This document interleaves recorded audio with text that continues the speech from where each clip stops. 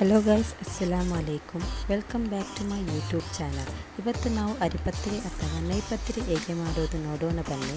2 glass boiled ರೈಸನ್ನು ನೆನೆಸಲು ಇಡಿಯಿರಿ. ಬೇಕಾಗುವ ಇಂಗ್ರೀಡಿಯೆಂಟ್ಸ್ಗಳು: 1 cup rice, 1 cup coconut, 1 table spoon ಜೀರಾ, 1 ಟೇಬಲ್ ಸ್ಪೂನ್ ಉಪ್ಪು, 1 ಗ್ರೀನ್ ಚಿಲ್ಲಿ ಮತ್ತು ಸ್ವಲ್ಪ ಸಾರದ ಹುಡಿ, ಅರ್ಧದಷ್ಟು ಆನಿಯನ್.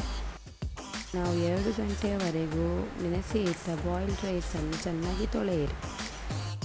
ಎಲ್ಲವನ್ನು ಒಟ್ಟಿಗೆ ಹಾಕಿ ಗ್ರೈಂಡ್ ಮಾಡಿ. ಒಂದು ಬಾಣಲೆಗೆ ಆ ಹಿಟ್ಟನ್ನು ಹಾಕಿ ಗಟ್ಟಿಯಾಗುವವರೆಗೂ ಕಲಸಿಕೊಳ್ಳಿ. ಇನ್ನೊಂದು ಗ್ಯಾಸಿನಲ್ಲಿ ಎಣ್ಣೆಯನ್ನು ಬಿಸಿ ಮಾಡಲು ಇಡಿಯಿರಿ. ಇನ್ನು ಸ್ವಲ್ಪ ಬೌಲಿನ ಆಕಾರದ ಉಂಡೆಯನ್ನು ತೆಗೆದು ತಟ್ಟಿ ರೌಂಡ್ ಆಕಾರದಲ್ಲಿ ಮಾಡಿ ಎಣ್ಣೆಗೆ ಹಾಕಬೇಕು.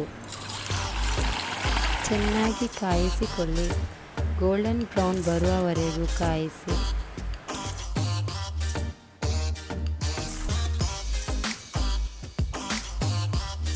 ಹೀಗೆ ನಮ್ಮ ಬಿಸಿ ಬಿಸಿಯಾದ ಅರಿಪತ್ರಿ ಅಥವಾ ನೈಪತ್ರಿ ರೆಡಿಯಾಗಿದೆ. ಇದನ್ನು ಮಟನ್ ಕರಿಯೊಂದಿಗೆ ಸರ್ವ್ ಮಾಡಬಹುದು.